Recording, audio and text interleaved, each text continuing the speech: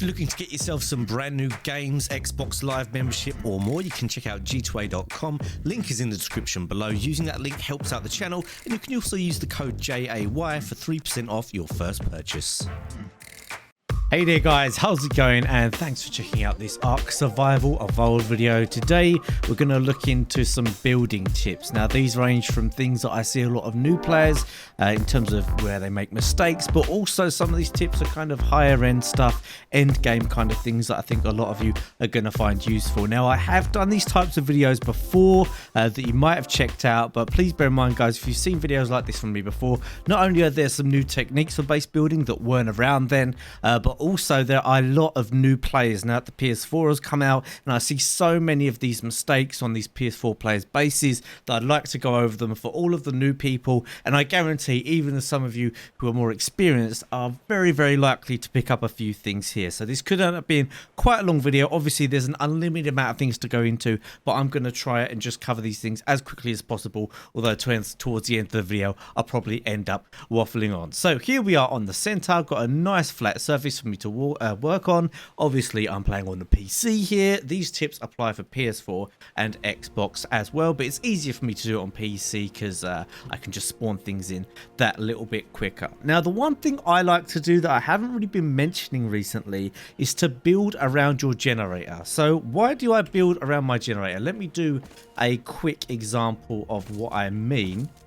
So you see that I do 2x3s a lot. My basic is pretty much always 2x3, and then I expand on that. Don't get me wrong, it's nice to have a big base, but the bigger you get, the more you do double layering, the exponentially higher the amount of walls you need to do for bigger builds just gets absolutely ridiculous. So sure, end game makes something a little bigger, but while time is tight, which is pretty much all the time while playing PvP, this is always a good kind of size that you can fit everything. And don't forget, you can always build up for storage instead of out sideways, which is going to be a bit more cost effective walls wise. So what do I mean? Well, here we go. As I'm sure most of you know, you can put generators in the ground. Now, have I placed that wrong there? Let me just check that this is okay to...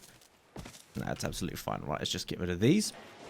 So that would be fine. Now, you might ask, why would you do this? Well, the main reason I like to do this is because it makes the cabling the right height to be able to protect it better, which I'm going to go in a second. Now with this kind of thing, you can also make it so that you can only access the Jenny through a kind of little unexpected hole, and I'll show you what I mean. So there's your standard kind of foundation build. Most people do that. Now of course you can still go a bit crazy with foundations by placing a pillar in the middle.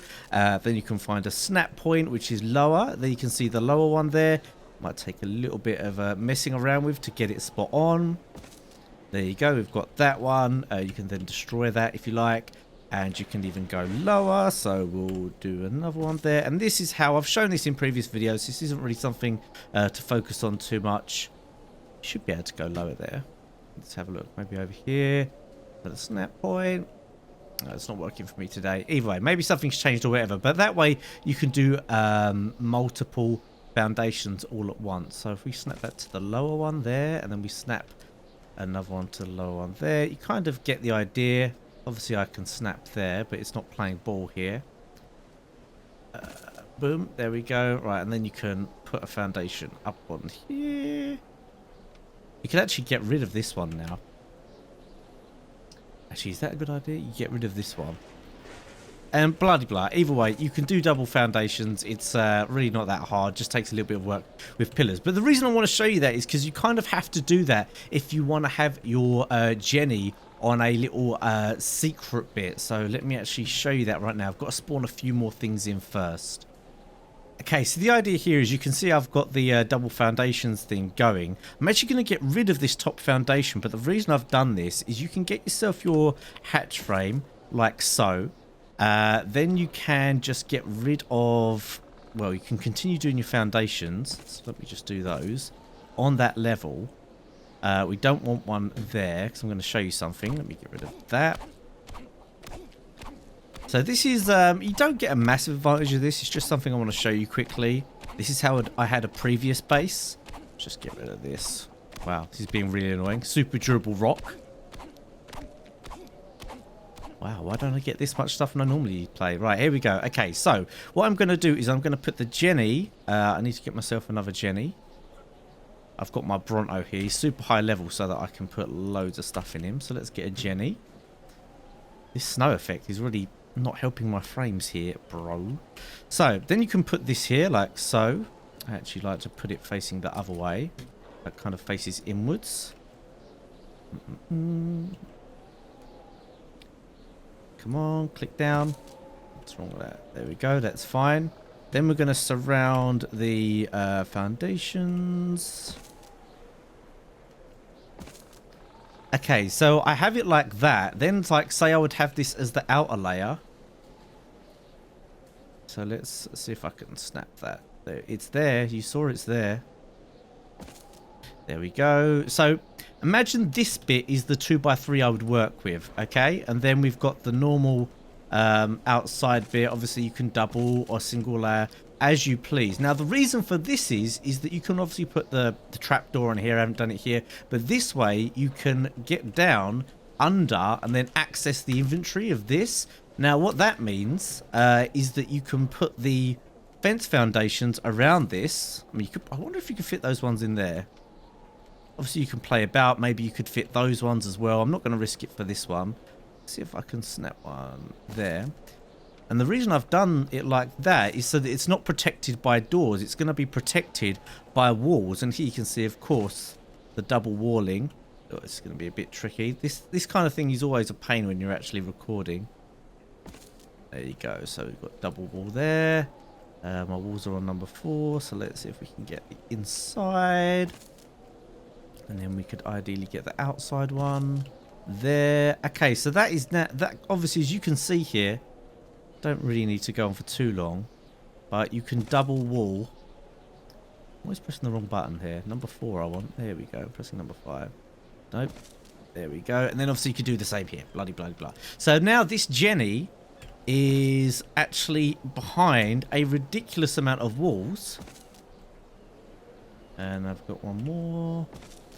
Okay, so you could continue to build around it like that. And a lot of people, I know this looks obvious right now, but if you put the trap door on there, a lot of people won't think to actually go down and under. They'll just see this and they'll be like, oh, this is kind of annoying. Loads of walls. I mean, obviously, you could put even more walls on here if you wished. I wonder if you can put a fence foundation around there. Now, obviously, there's different ways of doing that. But basically, this is what I want to say. A long way of saying it, but build around your Jenny. This is the most basic setup. This is the slightly more advanced setup, although a little bit trickier.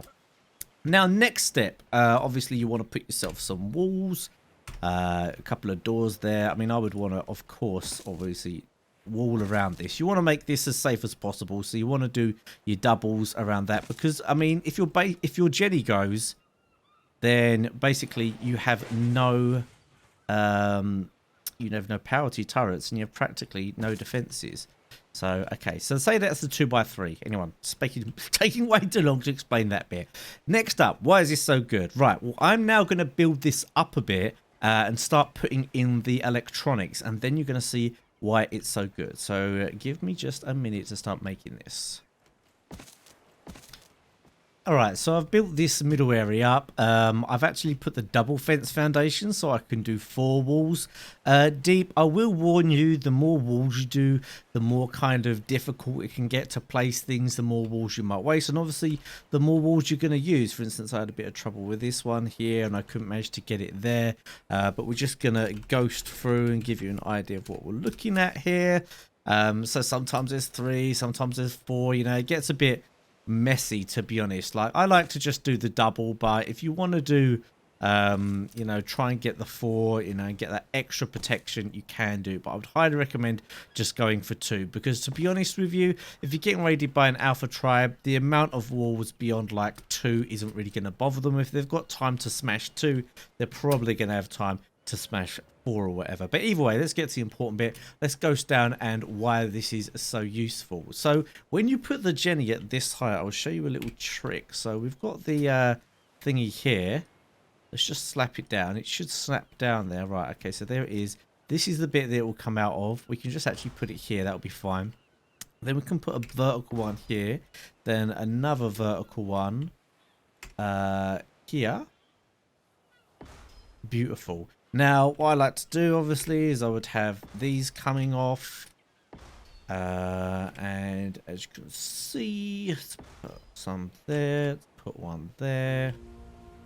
Oh, I haven't actually got another one. Let me go get some more of those. Over to the Bronto. And what you're going to see from this is... Oh, wow, that's the wrong... There we go. Let's get a few of these. And I think we've got the outlets on us. We do have a few outlets. So, anyway, what makes this super useful is, as you can maybe guess at the moment, you can put your outlet boxes on this inside bit here. And all of the turrets that these are going to reach are going to be super well protected, and I'll show you why. Now, obviously, it's a little bit tricky, all these ceilings, but the one good thing about all these ceilings is it gives us loads of potential snap points. So you might mess up quite a few times doing this, like I've already done, but you can find different snap points, and in fact you can normally make them your boxes here protected within the actual ceilings, which is super nice. But I don't seem to have managed to have done that here. I mean, they're not... No, that one's not protected, but they are protected from the top, which is a pretty nice way of doing it. But if you get this just right, you can get it so they are very... Oh, no, that's the wrong place, that one. They are very much like within the ceilings. So, not perfect here, but you can see, I think it might actually work better with the other setup that I did, where I lowered the foundations one more. Actually, yeah, that sounds about right. Because if, imagine this whole thing was a tiny bit lower, like those foundations are there, that would mean that these ceilings would also be a tiny bit lower, but then the electric wouldn't. So that would drop these ceilings down to almost exactly where those boxes are. And then by doing this, obviously, I mean, let's just put up a basic thing. It just gets winding me up for not having a basic thing. All these snap points would allow you to have a very fortified area there. Do you know what I mean? I'm sure you guys know what I mean. Say, do you know what I mean a lot? But yeah, these cables would then be extremely fortified. So your turrets that would be perhaps here on this outer layer would be extremely well fortified. So anyway, let's move on to the turrets. This video goes on for way too long, though there is some good info in here. So at the moment, all the rage with turrets is to put them on a giant hatch frame. Now these are quite expensive, which makes them kind of annoying, but they are what they are, and they are pretty good. Obviously, we've got the catwalks, which are a bit more traditional. And one thing I didn't actually show you, if you wanted to do it, put the catwalks there. Am I over encumbered still? I'm okay. Yeah, of course you can do the thing where you can put the... Don't know if you haven't seen this already, it might be kind of useful. Then you can put that one there. Then you can put the fence foundation on the top of there. Build the walls, bloody blah. Take this down. And there you go. Then you can have the outside, and you can actually quad layer there if you wanted to. That's still a thing you can do. So there's one. You've got to get that second one. Again, it's a bit tricky. It's a bit fiddly. But it is what it is. You can even just do 3 there. Getting that one's going to be a right pain. You can see. I actually normally like to not do the outside one till last if I can, because I tend to find it makes it super awkward.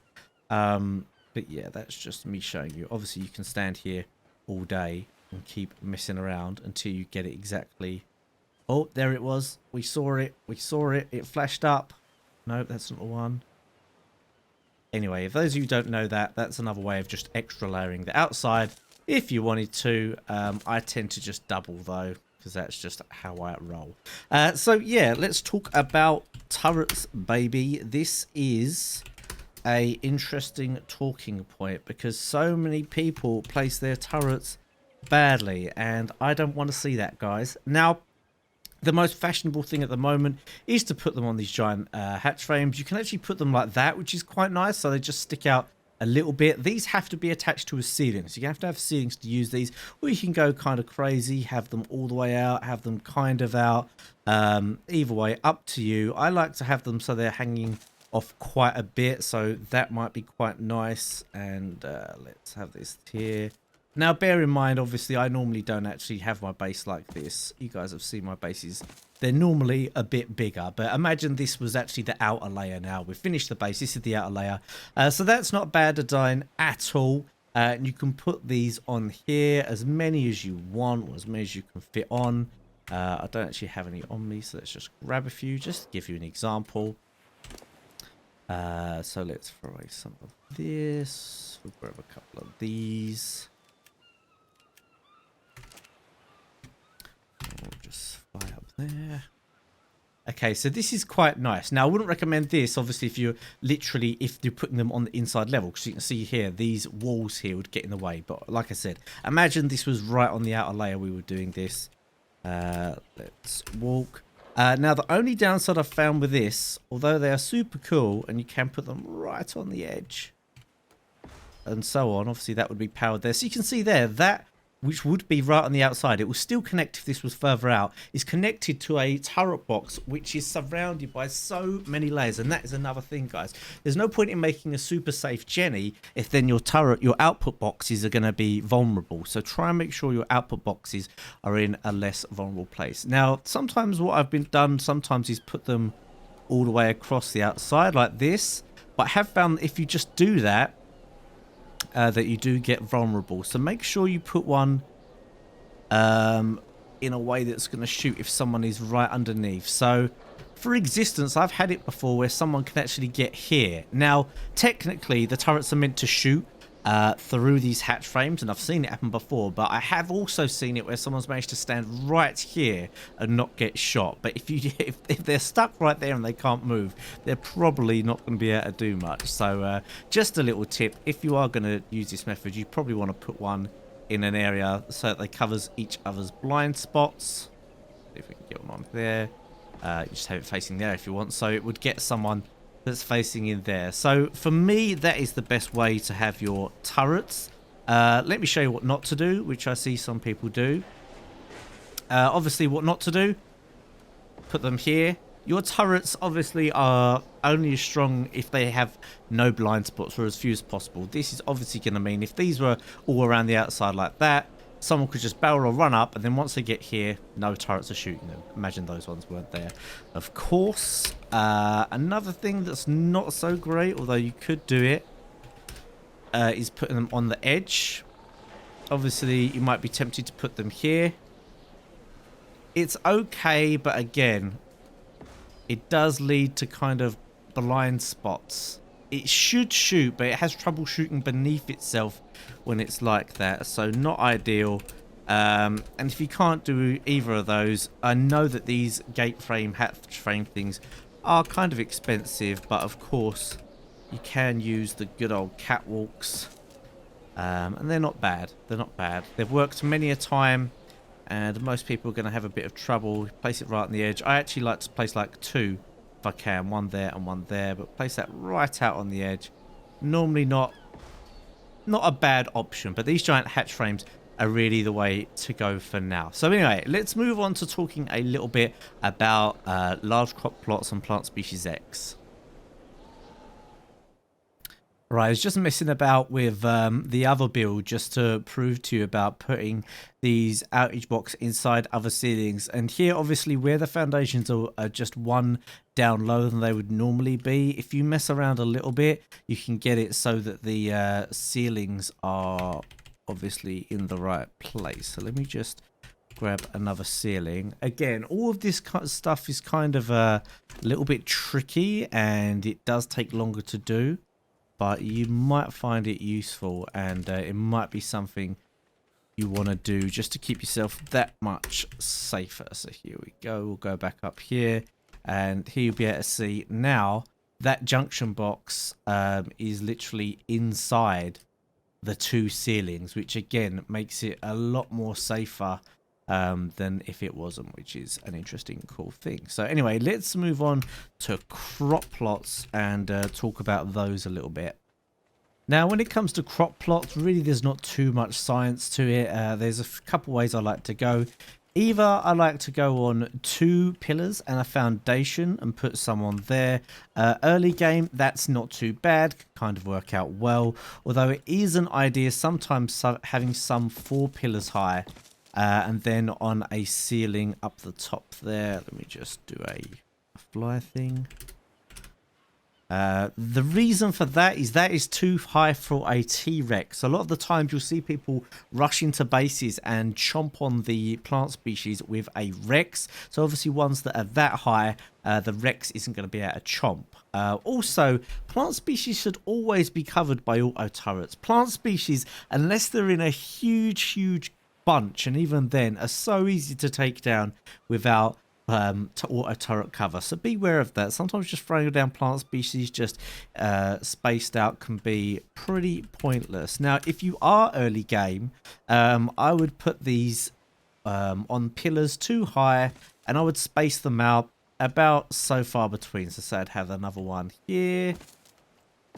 The reason I'd space them out is because you don't want someone easily taking them out with grenades. Obviously, I mean, to be honest, plant species can be easily taken out with a lot of things, but it's a little bit more difficult early game if they are spread out. However, late game, for me, it's all about just absolutely shoving them in super tight and getting as many down as you can, because they're going to push things away.